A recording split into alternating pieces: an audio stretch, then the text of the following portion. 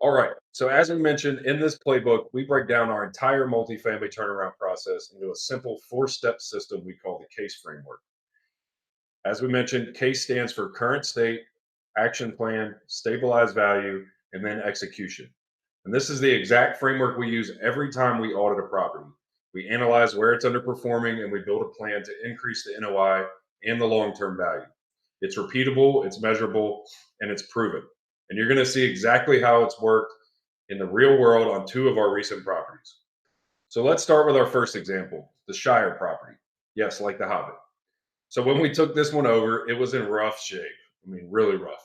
The property was sitting at about 70% vacancy. That's not occupancy, it was 70% vacant.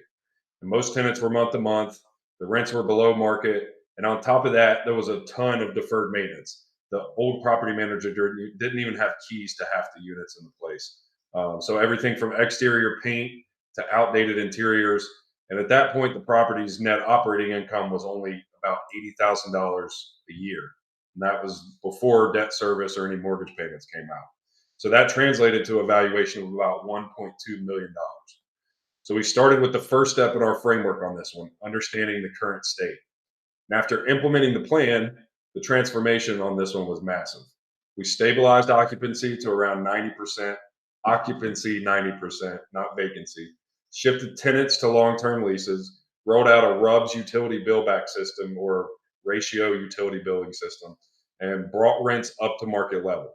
Those changes alone increased the NOI in this property to $224,000 a year, nearly tripling it in less than 12 months. And it boosted the property's value to about $3.2 million. And that's the power of following our case framework, identifying the weak spots, creating an actionable plan, and then executing the plan with consistency. Now let's look at another one, our 1010 Randolph property. So when we found this property, it was completely vacant. The building needed a full renovation. It had no history of leasing and no professional team in place to manage construction or the property operations. The owner basically just let it sit, and as you can see, started to fall apart.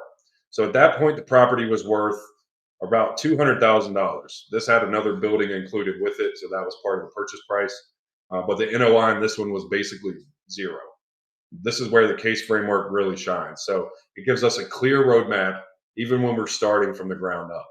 So after executing our plan, we brought in our professional management construction teams. We fully renovated the property. We leased it to 100% occupancy and turned it into a long-term cash flowing asset. So the new NOI came in at about 36,000, and the value jumped in this one to 515,000, not including the other four-unit building that was on this property.